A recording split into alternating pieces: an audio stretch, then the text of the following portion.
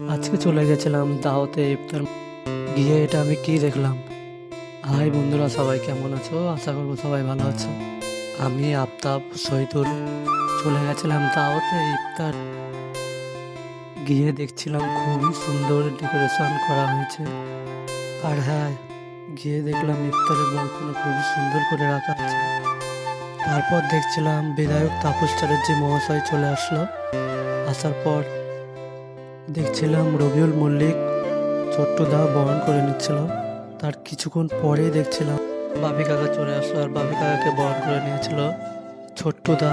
তারপর দেখলাম জায়রার মোস্তাকিনও চলে আসলো। আর হ্যাঁ, দাওয়াতে ইফতার মজলিসটি জারির উদ্যোগে হচ্ছিল রাজারহাট নিউ টাউন তৃণমূল কংগ্রেসের সভাপতি রবিউল মল্লিকের উদ্যোগে। তারপর ইফতারের বক্সটা খোলার পর দেখছিলাম হালিম ঘুগনি থেকে শুরু করে ফল পাকড় আরও অনেক কিছুই ছিল।